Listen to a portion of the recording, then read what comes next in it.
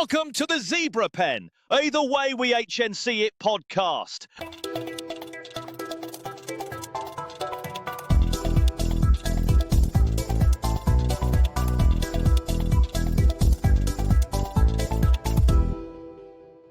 Hello, and as our gloriously royalty-free soundtrack fades away, I welcome you once again to the Zebra Pen. I am your host, Jed Brooks-Lewis, and it has been a crazy couple of weeks of flag football. I am back from the World Games in China. My head has just about readjusted to being in normal life again. And I'm back recording and you're back listening. So thank you very much for tuning in. If it is your first time, fantastic. I'm glad you want to be here. You want to learn a little bit more about what makes officials tick. If you're back for more, all I can say is thank you. We love a repeat listener. So without further ado, going to introduce our guest for today. He is my first guest who perhaps isn't completely dedicated to flag football, in that he's a very good flag football official and also a very, very good tackle football official as well. Experienced internationally across both codes, a long and storied career in both sports, hailing from the beautiful state of New South Wales in Australia, and I have made a promise to myself that I will not do any accents today. I think it is an inbuilt urge of a British person when they talk to an Australian that they try and do an accent. I'm going to resist that temptation today. It's the wonderful Greg Evers. Hello, Greg. How are you? Hello, Jed. I'm doing well, thank you, and thanks for the introduction, and looking forward to having a nice chat with you today. Brilliant. So I guess to start us off, why don't you give us a brief introduction to you, talk a little bit about your career in sports, how your career in officiating, how that's blossomed over the years. Sure. So I started as a player. My third year of university, my older brother came down and got me involved. Around about my third year, one of the responsibilities of each team was to provide club officials. And so at the start of the season, our local club has provided a training event, came and got involved, and then got on the stripes. And for the next 19 years was both playing tackle and officiating tackle. The history of flag football in Australia is relatively short compared to some of the other countries. So most of my history has been around tackle. My early career was actually more concentrated around playing. I was fortunate enough to play at the state level. We won a couple of national championships as a player, and I was fortunate also to travel to the UK as part of the Australian team as a player. And back in 2016, I think it was. Throughout that career, my mindset has always been, how do I get better as a player? And started to developing and getting opportunities as an official. And so went with the same mindset of, how do I get better? What can I do? What opportunities are there out there? Through the constant badgering of our national training manager, was able to get a couple of opportunities in 2018 and 2019. In 2018, I had the opportunity to go to Tahiti and referee their national or the national local championship bowl game. And as part of that, was asked to run a training event prior to for their local officials. So that was my first foray into not only international travel, but also into training other officials, and got the bug and thoroughly enjoyed both aspects of it. Came back from that, and about 6 weeks later was off to Mexico to do the Under-19 World Championship, and spent 10 days in Mexico officiating there. Met a whole bunch of officials from all around the world, made some contacts with some guys in Europe, and was able to leverage off those contacts and have the opportunity to do the Under-19 European Championships in Bologna, Italy, the following year. And so at that stage was looking at where can I go to next for my officiating. And then, as everybody knows, 2020 hit, and what happens? The whole world shut down with COVID. So all of the opportunities that I was looking at basically just went to nothing. The country went into lockdown. Obviously, being an island country in Australia, they just closed the borders, said nobody out. for most reasons. But it allowed me the opportunity to really sit down and think about where I wanted to go to, what I wanted to do, whether I wanted to keep playing, whether I wanted to officiating. And then when we started to come out of COVID, we had a year where there was no local season for us. So that made my decision relatively easy. I went, well, that's easy. I'll stop playing and I'll just concentrate on officiating and look at opportunities for just to get better.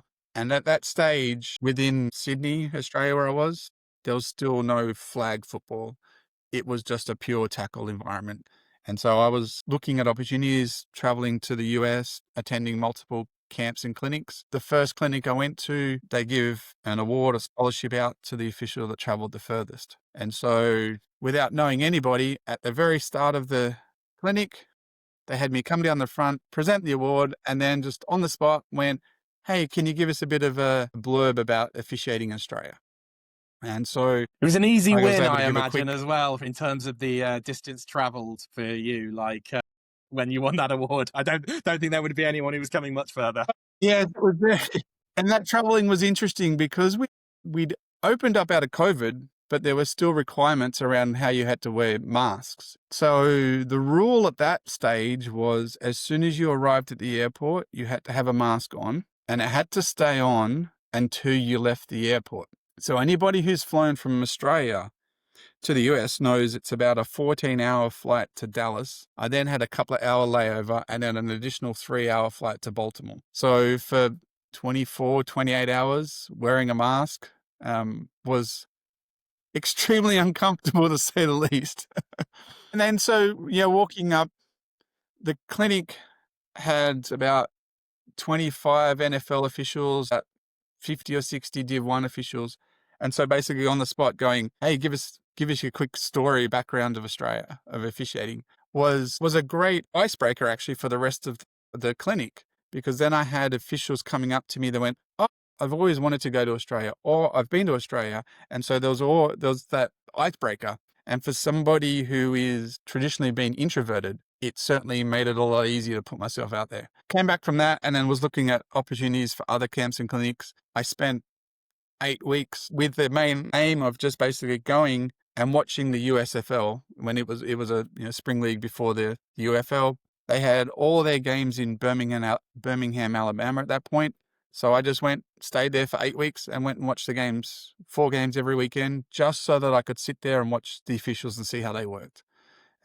Fortunately, through that, I had some contacts from other camps and clinics, got to know the supervisor of officials, and after about the second or third week, he invited me up into the press box with him. So I was sitting watching the games, talking football, talking what we saw with him, getting to know him. And, we were up there discussing, we'd see a flag on the field and go, oh, that was that. Or we saw between the two of us, somebody saw something. And it was a great learning opportunity to be in that environment, being able to go down and see the crew pre-game, post-game, hang out with them, to sit in their post-game reviews and see how their mindset works through all of those. So over the next year or two, I spent quite a bit of time in the US doing those things. And then flag football started to get the big push from the NFL and the possible Olympics and all of those sort of good things that came up. 2023, the opportunity came up for the Continentals in Malaysia for Asia Oceania. And I looked at it and went, well, it's an opportunity for an international tournament. I think at that point, it wasn't confirmed at Olympics, but there was a possibility. Oh, you know what? I'll put my name in a hat and the name in the ring. Now's the time to get the foot in the door. Yeah. And, I'll leverage off my experience at tackle and then see where it goes to. Fortunately, was selected for that and was able to go and did reasonably well at that. Had a great time getting to know officials all around Asia, Oceania, working with some of the high-level officials. There was some officials that were from New Zealand, and New Zealand traditionally has been running flag a lot longer than Australia. So the guys that came over from New Zealand obviously have a lot more experience around flag-specific rules and mechanics and those sort of things. So being able to leverage off them throughout that tournament was a great thing. Interesting tidbit, trivia point. My first competitive flag football game was my first game in Malaysia. So it's a great introduction to flag football, but probably not the ideal preparation for a continentals. But like everything that I've done with my football career, did that tournament and got the bug and went, this is an unreal sport to be involved in. It's got different requirements to tackle, but the requirements are unique, and the vibe of the tournament and the way that people interact, and the games are done in 45 minutes, nice and quick. There's so many positives around flag. So in Malaysia, I was fortunate enough to work the way through and was able to get the women's gold medal game, which was a great achievement for my first tournament. But there's also, doing those tournaments, getting feedback, there's plenty of opportunities to keep learning and growing. So came back with that with hey, look, cool, there's plenty of things to do to get better. Now what other opportunities are there for tournaments around? Yeah. Within Sydney, we still don't have a structured flag tournament competition. And so for me, it's like, well, where is the next opportunities? Having met and spoken to and got on well with the guys from New Zealand, I was speaking to them. They have their national championships in New Zealand. From memory, I think we had like 40 odd teams and a ridiculous number of games. 3 full days of competitions. So in the start of 2024, I went across to New Zealand to do their nationals, and we were working 6-7 games a day for 3 days straight. I think we did 20 games over 3 days.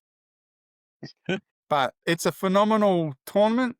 It's a phenomenal workload, but it is an amazing experience. Yeah, and they feel, at the time it can feel like hell, can't it? But then when you get to the end of it, you look back and think that was a really good job done. I mean, when you're on and I've been exactly those same situations where you're doing 5, 6, 7 games a day or whatever, and you get to that game 6 and everything, your body started slowing down a little bit, and it's that gut check time moment, isn't it, where you're like, right, I owe it to these players, coaches, whatever, to deliver a good performance from them. Let's find this within myself. And that can be challenging at the time, but then you look back at the end of the tournament when you're sitting around with your other officials or whatever, and you think, God, we did a good job at that time. Absolutely. And the great things about those tournaments is they are such a mental challenge to get through those games. But when you do get to the end of it, you have a sense of accomplishment to say, I went through those. But it's also a conscious effort throughout the day to ensure that you're fully engaged for every game that you're there. Obviously, the players are there putting in 100% for every game because they all count towards rankings and qualifications for playoffs and finals. And as officials, we can't afford to take a game off, or we can't even afford to take a playoff. Anyone who's officiated at any level of American football, tackle, flag, knows that the very play that you switch off as an official is the very play that something goes on that causes all sorts of issues. The way I always put it is that the universe goes out of its way to screw us over, and you can guarantee that the one where you lose a little bit of focus, or that one where I give a classic example from the World Championships last year of the one game that we thought would be quote unquote easy, or easier at least. That's always the most difficult game, and like you suddenly have to do a mental realignment or whatever you want to call it about, okay, I need to be at 100% here, and I totally agree with you in the fact that I want to deliver 100% every play, but at the same time, I understand that we are human beings, and human beings aren't necessarily perfect in those kind of respects. And there are occasions where I do, maybe my focus does shift for one play, and it's how I don't think necessarily you can eliminate that happening ever, but it's how do you minimize those and make sure that, we are delivering as close to the same products in that first game of the day when we're bright-eyed and bushy-tailed and racing around the field and trying to get everything locked down, versus that 6th game of the day when the calves and the back are starting to ache a little bit. You're potentially thinking like, right, one more or whatever. But yeah, it's interesting. I think we do probably align quite similarly on that kind of look of, at the end of the day, we owe it to the players, to the coaches, spectators, to everyone, what we give them, regardless of whether it's, whether it's a group stage game, whether it's a placement game for 16th place or whatever, or it's a gold medal game, we owe it to them to be giving them exactly the same officiating from us. And, like everybody that undertakes this sport, you start out and you think you're unbreakable. You think you can do everything, and you think, it's 6 or 7 games straight. It can't be that hard, can't be that difficult. And the very first time you do it, you realize that's how much you were wrong in regards to that. But the great thing of those tournaments is it does teach you the benefit and how much you need to concentrate on looking after yourself as an official, making sure that you have the right nutrition and making sure that you've got the right amount of hydration and things throughout the day, how you recover.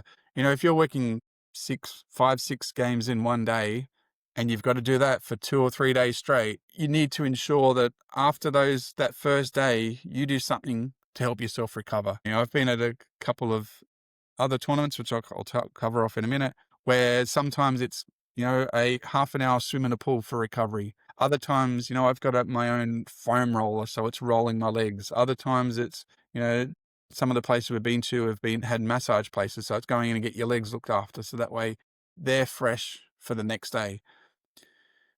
Because anybody who does these tournaments knows what are we all aiming for? We're all aiming for those playoff games, those medal games. And when are they? They're right at the end of the tournament, where if you're not looking after yourself over those first couple of days, you'll get to that middle of that last day and you'll start to really feel it.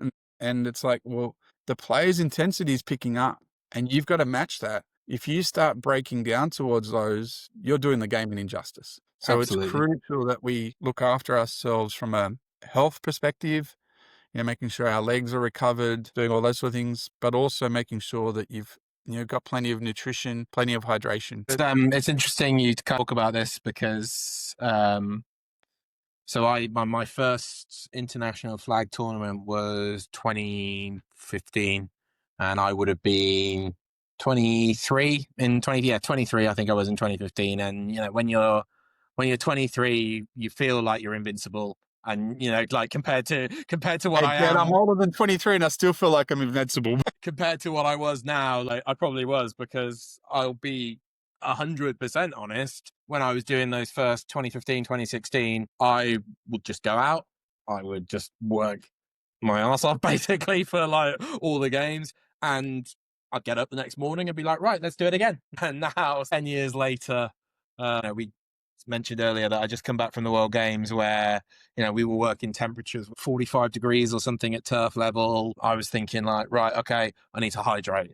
Right, okay, I need to go and see the massage guy. Right, I need to get my ankles strapped. Right, I need to get kineso tape on my back because I'm bending over all days. And I think it was it's been a realization that as I have aged, all that stuff that you just talked about is so important. I think you potentially, like when you're young and you can just crack on, you don't think about it, but then as the merciless scythe of time catches up with us, we start thinking, this is more and more important. And when it is those medal games, and I've been both sides of this as well. I've been a supervisor at the World Championships in 2021, and you get to a position where you're like, right, who are my officials I can depend on in that last day? Who do I know is going to be in good shape, isn't going to be slow, is going to be able to get into the right position? And I think that's the thing that everyone should aim to be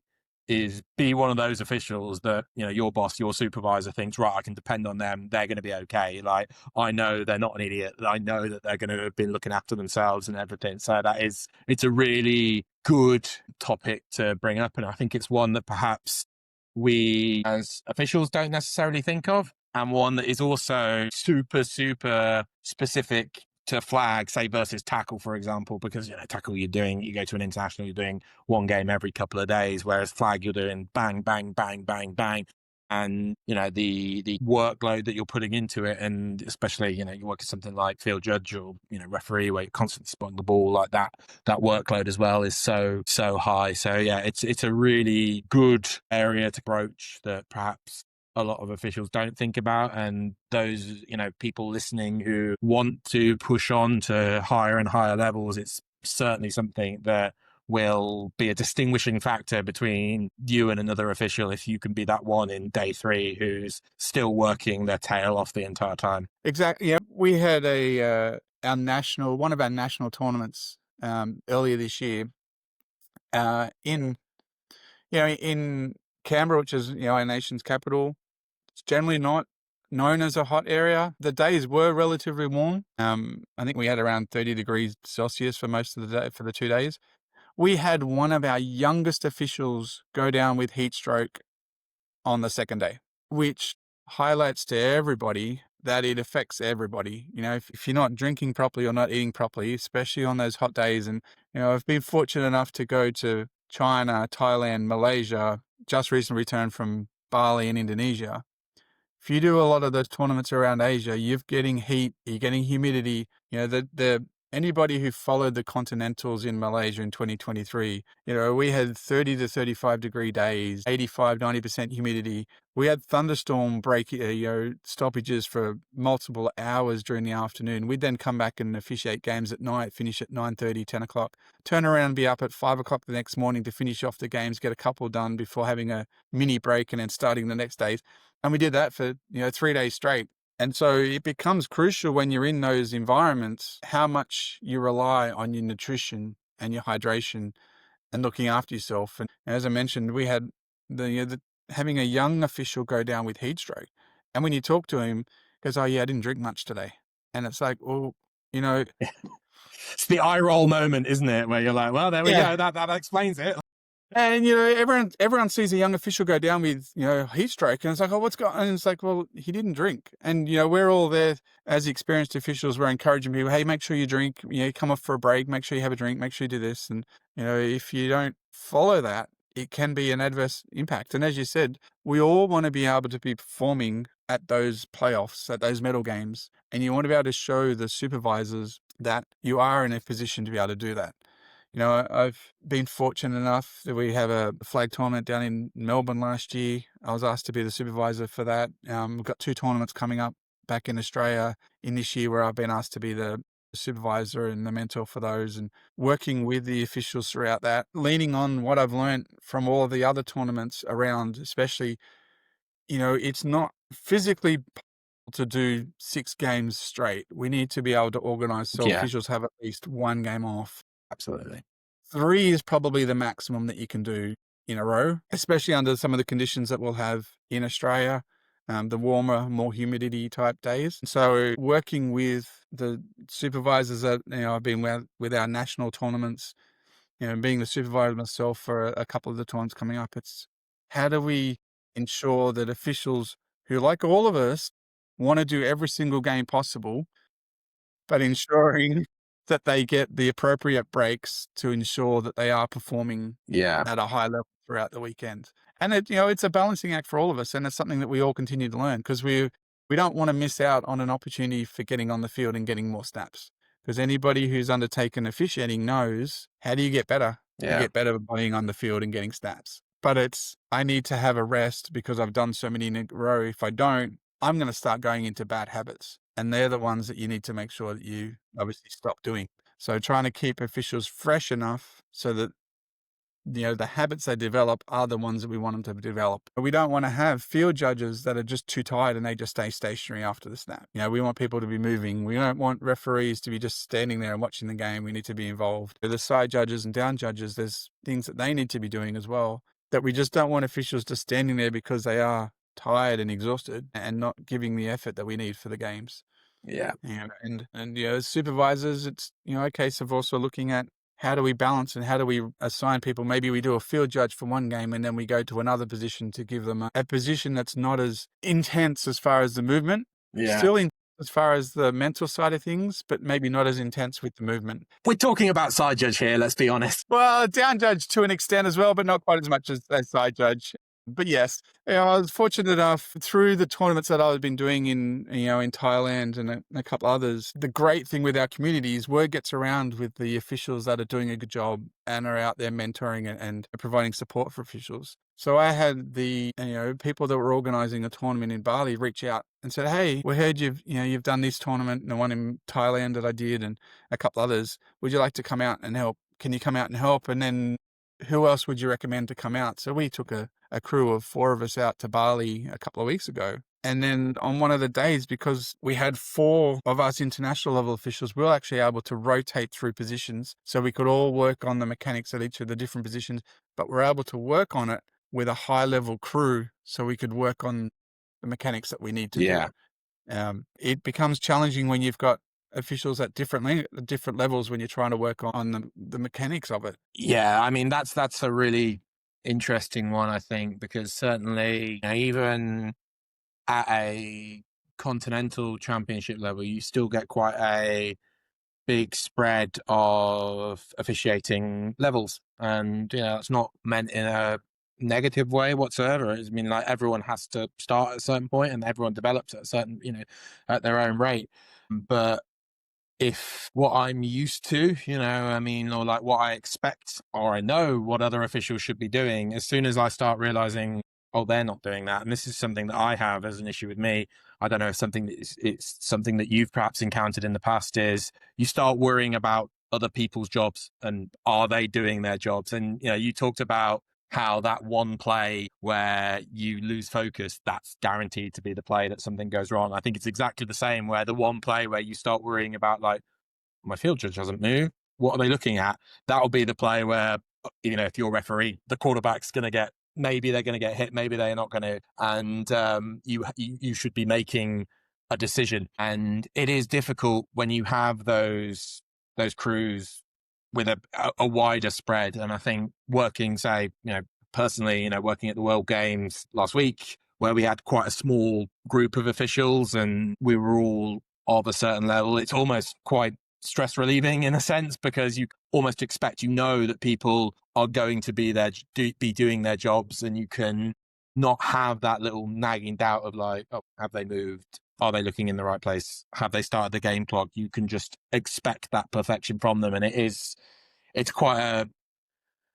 a welcome release, I think. And I don't know if you find it the same way, because you can focus purely on your own game and purely on your own mechanics. And you can say, right, I want to absolutely nail these, as opposed to thinking, like, all right, yeah, I've got my job, but I also need to be keeping an eye on, I don't want to say babysitting, I think that sounds a little bit patronizing, but at least, maybe keeping an eye on perhaps some of the less experienced officials on a crew. Exactly. Yeah, exactly. Due to what am I after? The shortness of flag football. So it's obviously the newness of the sport itself, and especially in some countries, even in Australia, where I'll say we're behind the development to a country, say, for New Zealand, because they've been running it for a lot longer than we have. So we've got some catching up to do.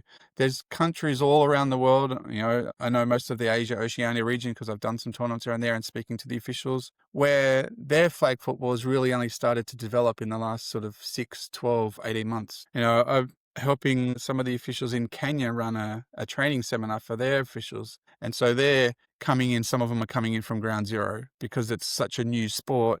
All the new officials are coming in at a sort of a relatively low level. And a lot of these tournaments that are running are great tournaments for getting officials involved, getting them, encouraging them to do further development, getting them mentoring up at these tournaments. But then there is the challenge of having the wide range of skill set of the officials and working with officials of different skill sets. Yeah. And it does become a relief, I guess, when you get to the playoffs and the medal games, when you get all of the higher level officials at that tournament working those games, and you can work with the mechanics that you know to be working on. Even some of the tournaments that we've run with 2-man crews, 3-person crews, which are great to get you involved and get you involved in the game and get you up to speed with skills. But then when you go from a 3-person crew or a 2-person crew up to a 4-person crew at the higher levels, you sit back and you go, wow, I don't need to do this. I don't need to do that. I don't need to do that, because I only need to do this because I've got somebody else that I can trust to do that. And I've even found that, I had been fortunate enough, I've been officiating the European League of Football tackle for the last 3 years. So I come to Europe for 4 months of a year to officiate over here. And I find the same thing. The officials that do that are at such a high quality that you can trust them to do the roles that they need to do. And you only need to do your specific role. This year I've been fortunate enough to be a referee for that. And so as a referee, I only need to manage the crew and do my job. I can trust everybody else to do theirs because we're at such a high level. And, I'm finding that at the flag tournaments as well, where we get to these continentals. And even in the 2 years that that I've been involved in flag football, from the continentals in Malaysia to some of the recent tournaments that I've been at, and having some of the officials come over for some of the tournaments in Australia, can already see the development of the officials and how much better they're all getting, and the competition amongst officials to find opportunities to get better, develop themselves, push each other, and really push for those world game spots, the continental finals, the world champs and those sort of things. And it's a great position to be in. And it's a great personal driver to say, well, everybody's catching up. I got to keep working so that I can stay not only where I am, but I've got to catch up to the people that are in front of me. Absolutely. And so I talk about this, in my role as head of flag officiating for BAFO, my federation. And the one thing that always not worries me, but I know could potentially be an issue is that I've worked internationally for 10 years now. I've got a lot of experience working different IFAF tournaments, working different club tournaments around the world. And, I never want my selection to these tournaments to be a default. I don't want it to be, he's been doing it a long time, he's going because of that. I need people pushing me to be better. Like, I need people starting to officiate here who say, right, I want that to be me in 3 years, 5 years, or whatever. And the only way I get better, and the only way that I don't necessarily get complacent, is by having those people pushing me and making me go and think about my conditioning, for example, like me being in the best shape possible for these tournaments, me thinking like, right, I need to be the best official when it comes to a rule book in terms of rule book knowledge or mechanics, all of it. And, we don't get better when we're not challenged, do we? And I think having those people, be they within your own federation, your own country, or be they from, other countries that we're training up, having them there pushing us to be, I don't want to sound like a self-help book, but the best versions of ourselves or something like, that is so critical for us to really thrive at that top level. Yeah, exactly. And one of the things that I'm most proud of is, I started my flag journey with the Asia Continentals, and then reached out and started doing New Zealand and a couple other tournaments. There are now officials that I've met in New Zealand, but also there's a couple of officials in Australia that I've been able to encourage and provide inspiration for. Hey, they're seeing me going on all these tournaments, and so they're reaching out and going, hey, how did you get involved in that? Can I want to look at coming next year. And so this year, especially in New Zealand, we had 4 officials. So last year, I think it was just me from Australia and New Zealand. This year, we had 4 of us, and all 4 of us were selected to do. And New Zealand has a Legends, which is over 35, as part of one of their. So they have their juniors, they have their women's, they have their men's, various different ages. They have a Legends, and so all 4 of us from Australia were on the crew for the Legends game, for Legends gold medal game. And so that's a bit of a. It's a buzz to be able to do it with people from your own country, in another country, in another tournament. But it's also, you can see the inspiration that you're providing other officials. And, I've had a couple that went to, there was a tournament in the US earlier in June, July.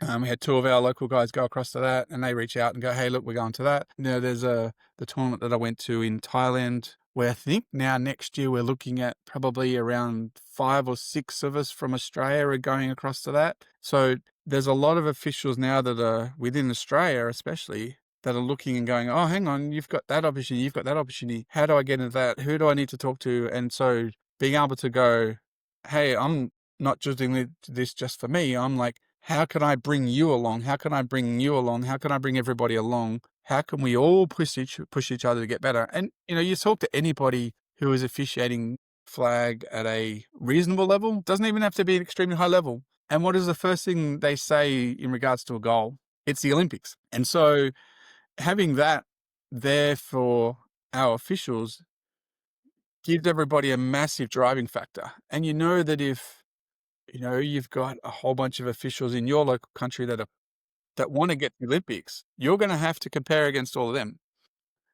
the great thing that I love about officiating, whether it's tackle, whether it's flag, is we all push each other to get better.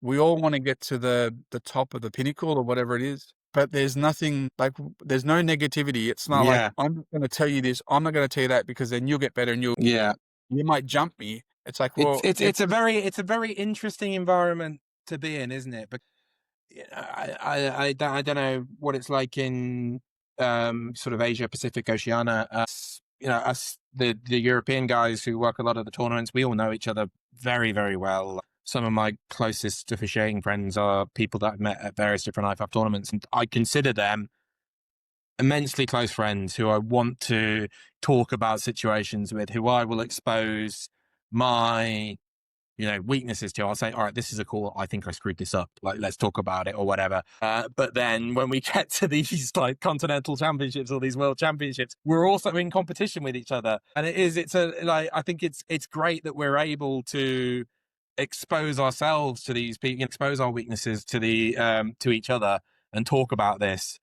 Even though when it comes down to brass tacks, when we're in a tournament, we are essentially competing for slots. We're all, at the start of that tournament, we're all shooting for that gold medal game selection, aren't we? We all want that to be us on the field. And men's and a women's tournament, there's 4 slots per game. There's 8 slots in gold medal games that we're all fighting for. I'm a very competitive person. I've always been a very competitive person, and I do view it as like, this is my aim. It sounds, I don't want it to sound arrogant, but like, my expectation of myself when I go into these tournaments is I expect that I am good enough to be working a gold medal game. I also, though, know that the environment around me, those guys, they're all just as good as me. I don't think that I'm 20% better than anyone. We're all as good as each other, and the margins are so fine, but then we're all so close and want to develop each other as well. So it's a really good point you raised, that balance between those two can be, a little bit strange at times. And I think I'm very much like you as well. I am a super competitive person, and anybody who I've even developed the reputation that, the companies I worked at, they know, we'll go and do a social event and I'm just ridiculously competitive and want to win no matter what we're doing. That reflects on, as yourself, I go to a tournament and I am aiming for and expecting to get a medal game, a gold medal game, but I'm not resting on my laurels and going, you know what, I can sit back because I'm going to get it. It's like, no, I need to go and I need to work and I need to earn that spot. Every single tournament I do, I need to earn that spot. And, we've all been through various disappointments as well throughout our careers. We've missed out on opportunities at tournaments and those sort of things. And it's a great self-reflection to go, well, I didn't get selected. Why didn't I get selected? What do I need to improve? How can I change what I'm doing outside of football, outside of the tournaments, so that when I get to the opportunities, I'm in a position to make the most of it? And it's a constant evolving process of, as you said, anybody who knows me and knows that I like my food, and it's always a constant challenge, especially when you go from training and playing and doing a whole bunch of stuff to, I work in an office most of the day, so I'm sitting down or I'm standing around, not doing a huge amount. It's easy to look back and go, wow, when I was playing, I was like that. Now I'm like this. Oh, I need to change things around. Having the opportunity to go to some of the camps and clinics in the US that I do as well, they look at those sort of things as well. And everything everything is all body language and the perception that you put out. And, as you talked about, as a field judge, if you're walking around on the field as a field judge, you're not presenting what you want to present as an official. Yeah. If you're out there as a field judge, you're hustling. Obviously, we don't need to be running crazy. We just need to be in control and doing what we're doing. Supervisors see that. Yeah, absolutely. Say, hey, look, we know he's under control. He's, in the position needs to be. He's got the, the look that we're after and those sort of things. We can trust to put him into a, one of these. Well, yeah. I mean, one of the things that I've endeavored to implement into my officiating is that I will never walk on a field now. I might trot, which will be exactly the same speed as walking, but I will, gently trot somewhere as opposed to walking somewhere, just because it looks better, or whatever you want to call it. I also officiate rugby union as well. And I'm part of the development squad for my area where they want to push us. I have a coach. And one of the things that my coach said to me was, great game. Like, I thought you handled everything, you controlled everything really, really well. Have you ever noticed that you have a bit of a funny run? And this is so true because Man, you sound so much like me because I have a funny run too. Yeah. Like and like I've known this since I was like 11, 12. My feet go out a little bit, so it looks like I cuddle or whatever. My dad used to tease me that he used to call me Waddle Duck when I was like a kid and everything. And I've always known this. I've always known. And he said, it doesn't affect how you get to where you need to be. Absolutely fine. It's not a problem. But if I'm comparing, if you're in a position where you've got two officials, one of them, they both make exactly the same decisions. Their accuracy is exactly the same. One just looks slightly funny and one doesn't. The supervisor, whoever's, the selector, whatever you want to call them, they are always going to pick the one who looks more normal. And like, this was like, I honestly, I felt like I was like 15 again and being teased when he said this to me, because I was like, yes, I did know this. And it was like my earth shattering moment is like, oh God, everyone notices the funny run. But you know what I did?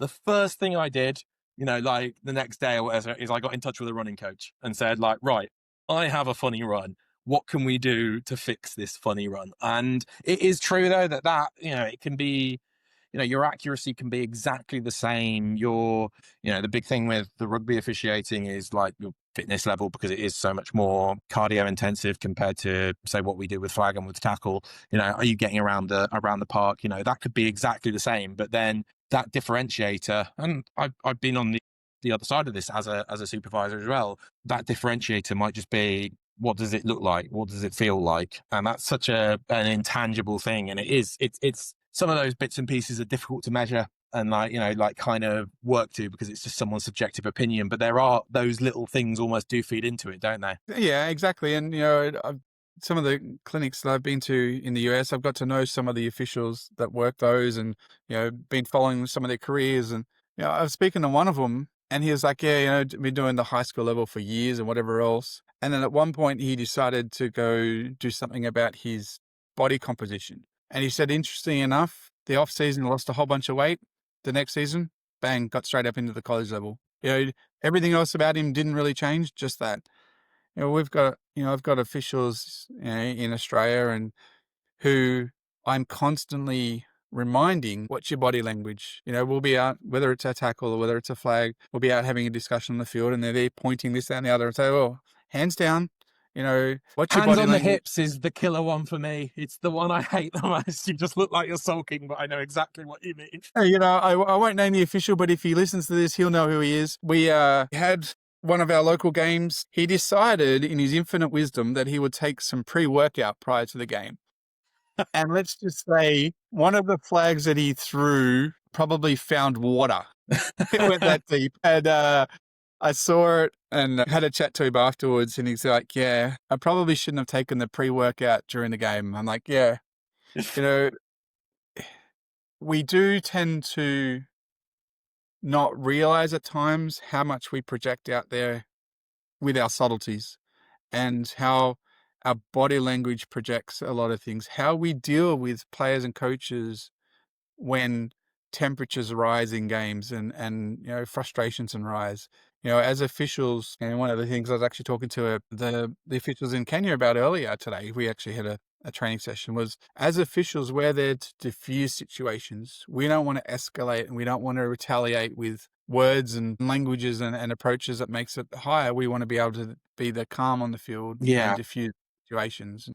And those skills are the ones that set you apart at these higher levels. As you mentioned, as supervisors, when we get to these playoff games and when we get to continentals and worlds, and the margin between the officials is extremely small. And so as much as supervisors don't want to do it, they do have to get really picky as to what is the tangibles that official A has that official B doesn't, so I can distinguish between them and then obviously assign them appropriately. And things like your body language, how you deal with coaches, how you approach players, how you present yourselves out in the field, all of those things which aren't something that you would naturally think of as an official. It's not rule books, it's not mechanics. Yeah. But they and are it's not really crucial, measurable, is it? Like there isn't we can't score Yeah. someone on it, like versus how we score someone on like, that was a good call, that was a bad call, that was, by the mechanics. That wasn't by the mechanics. You can't rating how someone interacts with someone, or what's their body language like. That's not something that's one of the things that I talk about massively is, I come from a quite data in a professional context, in a very data heavy workplace, is that I want to make as much of this selection process data driven, because data doesn't lie, does it? But at the end of the day, I've had to realize that with evaluating officials and analyzing them, that there is actually a certain amount that is intangible, that we can't make data driven. We can't just score them and say, right, this official score is 92 out of 100, whereas this official score is 89 out of 100. Therefore, we pick 92 over 89, because those intangibles are actually probably that we can't score on, are probably more important than whatever that 3-point difference that we've got between those two officials. And I think that's something that, I actually had to have as quite a realization for me, is that, we can't just make, and we want it to be so driven by film and so driven by a review sheet, or whatever you want to call it, where we're scoring and microanalyzing. But then there's also, I still think there's a place for that kind of supervisor gut feel in all of this. And the problem is you can't put a number on that. But I think it is just as important in some respects as measuring every call and grading every call and saying this, your foul accuracy is 97% or what. The hardest thing I find personally as an official is when supervisors aren't open with the tangibles feedback in regards to your performance. Yeah, as you said, data doesn't lie, and I've done plenty of games, tackle, flag, come off the field and go, oh, that was an okay game. You go through the film review and it's like, no, that was horrible graded wise. Or you come off and you go, that felt like a horrible game. Grade wise, it feels good, a decent score. But when as we've all gone through our careers, we've wanted to be able to achieve certain assignments, certain allocations, certain tournaments, not getting assigned them and not getting feedback in regards to where that is becomes a challenge. But it also means it's a self-reflection thing. It's like, well, I might feel like I grade about the same as that person, but obviously there's something different between them and me. I need to look at what they're doing and look at the positives and go, well, what do I need to catch up to? What do I need to do to improve to get to there? If you sit there and you try and pick apart an official and go, I'm better than them because of this, because of this, because of this, because of this, you're not going to get better. But if you look at them and go, well, they were selected ahead of me, what are they doing differently in a positive manner that I can learn from and I can incorporate into my game? Whether it's maybe I do need to move a little bit better. Maybe I need to work on my fitness so that I'm moving effectively. Maybe it's, the mechanics, so maybe not looking in the right spot, those sort of things. It's, and as as a reviewer yourself, when you're going through film, it's not just a case of, all right, that down judge needs to improve on here, here, here, and here. It's like, well, if I'm picking up this on the down judge, I need to make sure that I'm doing what I should be doing in those areas. I can't pick on the down judge and go, hey, you didn't do here, you didn't look there. And then when I go out and do exactly the same thing as that down judge that I've downgraded them for, it doesn't work that way. No, and doing the amount of reviews that I've done, I've realized I would absolutely hate to have myself review myself or like a clone of me or someone with the same, because I'm so fussy in these reviews. I think we have to be fussy because, we mentioned how there's such a small gap between people at the top, is that we have to be fussy when we do these reviews, because that's how we distinguish between two different officials who perhaps from afar look very, very similar. But it also means that I do have this nagging thought in the back of my head that, right, you got to practice what you preach. Then you can't be, as we would say in British English, Billy Big Balls in the review and talk about be really fussy about that and then let that slip through. So it's an added pressure. And I think when I watch myself now, I'm hypercritical of my own officiating because of how I do that review work and how I know what I want people, I know what I say about people. So it means that when I look at myself, I'm thinking like, right, you did that wrong. And it could be like, a good example would be I watched the gold medal game from the World Games recently. And I was at down judge and I took half a step off the line of scrimmage. Like it was, if you were watching this, without anyone watching it as a casual fan, wouldn't even notice. I'm watching it and it feels like I've run 5 yards downfield. Like I look at it and I think, God, why have you done that? And it's such a, in the grand scheme of things, me taking one step downfield didn't affect the game. It didn't affect my ability to make an accurate call on that play, but because I am so trained in my brain now to be like, right, there's something wrong there. Like when you watch it on yourself, you end up being so critical. I think it's great in some respects because it's helped me grow so much as an official, because I watch so much film and I see the good stuff that gets done and I see the mistakes that get made and I know how to do that. But in some ways it does also, it levels up that pressure because you just expect yourself to do it. And I think, last year at the World Championships, for example, I felt the first 3 days, I felt so like really like under pressure from it, and really, it was genuinely the most terrifying 3 days of fishing I've ever done, because I knew every field was getting streamed. I knew there was all this stress around it, and we can end up carrying that a bit too much. And I think it's something that, we, again, perhaps as officials, don't necessarily think about, but that high pressure, and especially as we the Olympics coming up, flag is getting bigger and bigger and bigger. We already had this for tackle. It's such a stressful environment, isn't it? And also, add on top of it our own expectations. Yeah, I've seen a saying: officiating is one of the only avocations where you start out at 100%, start out perfect, and want to get better, but obviously we don't. And I've also heard a saying at one of the clinics I went to is aim for perfection and you'll end up with excellence. And generally that's, as an official, we all want to have that perfect game, but unfortunately we are all only human, and whether it's just, we might have, as you've mentioned, we might make every single call is correct that we needed to, but we'll look at film and go, why did I turn that way? Why did I take a step that way? Why was I looking here? Why did I, how did I, and it eats at you, but it eats at you in a good way. It's like, well, what was I thinking during the game that made me do that?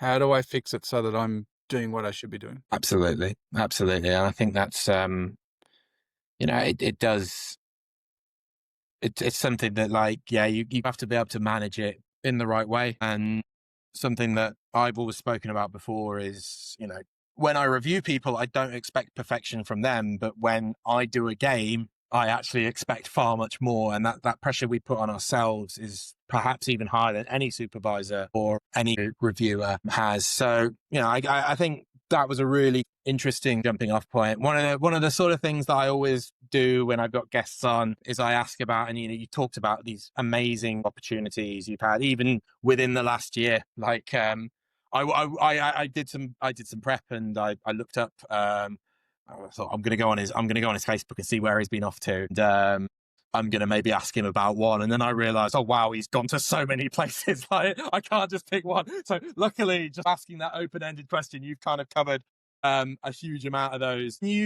Of your kind of experiences, be they tackle, be they flag, can you pick one game, one tournament, which has really stood out as your perfect kind of moment, your favorite moment within those? Personally, my most proud achievement is this year being selected as a crew chief in Europe for the European League of Football. There is actually a lot of added responsibility as a referee, dealing with TV production, dealing with the home team and organising everything, and then doing full announcements to the stadium and online and streaming.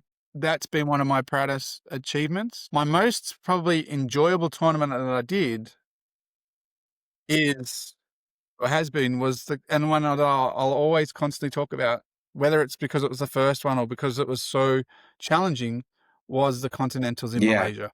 Dealing with 30 to 35 degree temperatures, 85 to 90% humidity to what it was. Thunderstorms in the afternoon, working out, do we go on the bus? Do we get off the bus? Do we go back to the hotel? Do we stay here at the ground? What do we do? Where do we go? And then coming back at night, finishing off the games that we needed to, turning around, getting up at 5 o'clock in the morning so we could be at the ground to do some games in the morning before the next game started next day, and then doing that. And then finishing up. So I was fortunate enough to do the gold medal for the women's game. The men's gold medal game was then after that. They managed to get through that before another thunderstorm hit. And then as we were packing up, they went, there's one more game we need to do. It was, I think it was like 11v12 or 13v14, one of those sort of playoff games, one of those placing games. And so there was a couple of us that were left, and we went out. And it's one of those, even though the ground was a synthetic turf, you still had an inch of water on the field because the rain was just that heavy and it had nowhere to run. And, anyone who did that game or was at that tournament, it's always an interesting discussion point. And it was a very interesting game to finish off the tournament with, but it basically summed up the whole tournament. Yeah. It was so interesting watching, we obviously had the streams of that tournament, and, your time when all your games are starting at that mid-afternoon slot is when we're waking up in Europe. And it was also just around that tournament was being played a couple of months after my daughter had just been born. So I was going to be up at 5 a.m. or whatever because I was dragged from my bed by a screaming infant. So I thought, let's show her a bit of flag football. Let's try and get her bitten by the bug early. Oh, this game is in a weather delay. And I was like, all right, then fine. We'll just turn that off and watch something else. But it's those kind of ones that stick in the memory. I remember, we had a similar situation in Miami in 2016 when we had a typical storm going through, and it meant that a load of games got cancelled this year in the World Games with the heat. But it's interesting you talk about that role as a referee, crew chief within the ELF, because talk again about the World Games, everything, when it's TV and when it's production, everything becomes so magnified, doesn't it, down to that second. And you will walk out at 2:38 and 43 seconds is the moment that you will leave the call area. And it's so interesting to have to deal with all those bits and pieces that perhaps when you're working at home in your comfort zone, where we don't have to worry about TV and all that stuff, that it's something you don't even consider. And then you're put in this environment where it's right, everything is done to millisecond precision, and everything has to change up almost in immediate response to that, doesn't it? And then you add on the fact that you'll have VIPs out for your coin toss. And let's just say for somebody from Australia coming to Europe to pronounce some names is a challenge.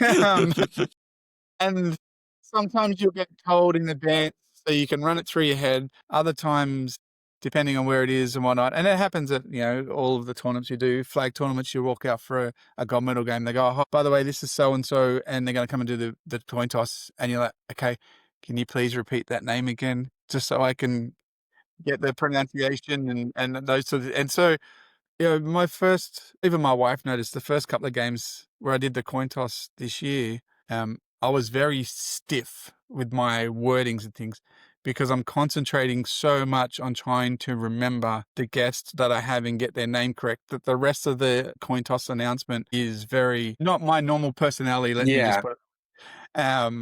But as the season goes on and as you go through tournaments and things, you get a little bit more comfortable with that.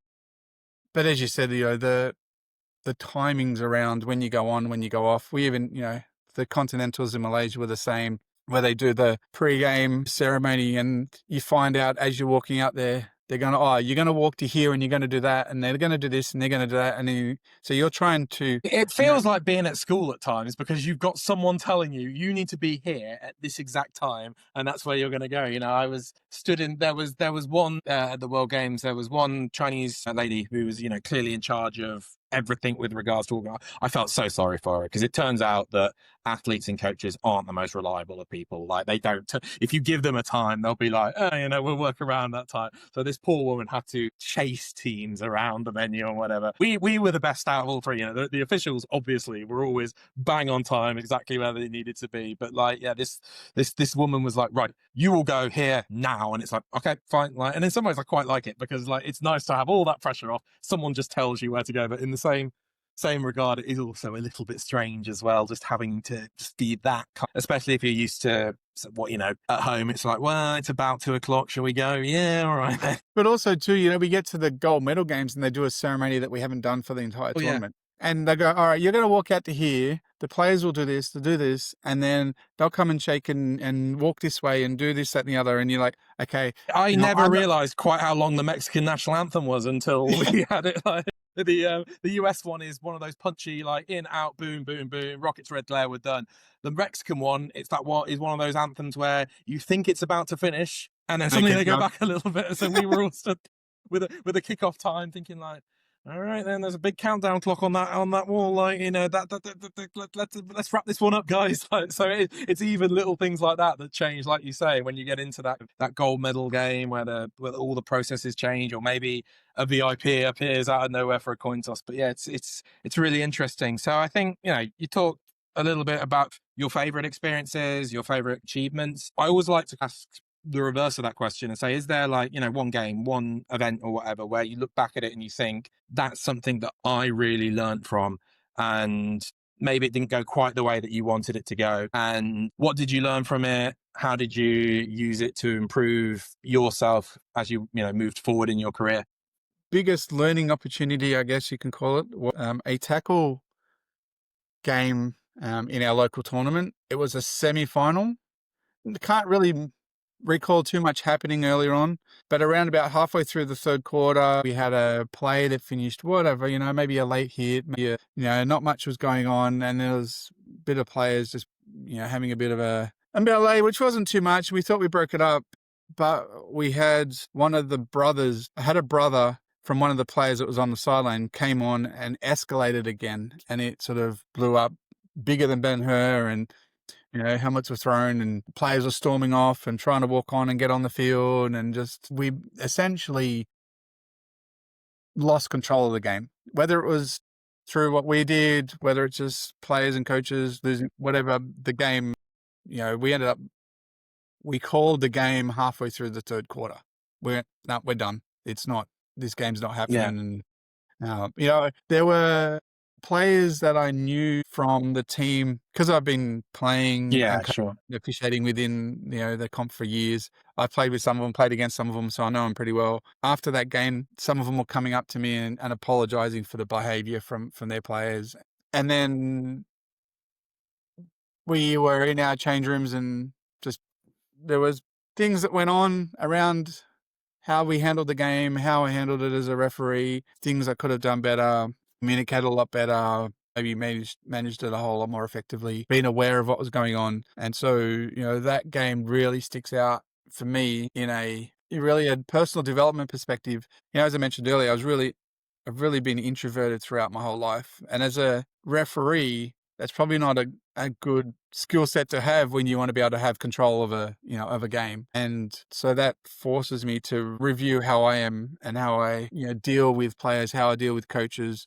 I think up until then I was more of a really laid back official, let things sort of, manage and manifest themselves. And through that and through the camps and clinics that I've been to at the US really enforces to me how my presence has an impact out on the field and how I need to project myself in a positive manner to have a positive presence on the field to show that I'm in control and we can manage those events a lot more effectively than what possibly we handled in the past. Yeah.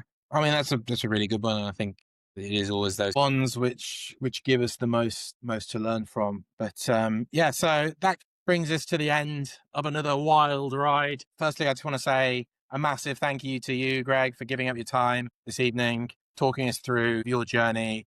Some really good insights, I think, into that, if you're an official listening to this and you're just starting out, some really good insights on what you can do to thrive and get better and better and better. But yeah, so yeah, thank you to you, Greg. Thank you to everyone for listening, and yeah, come back next time, and goodbye.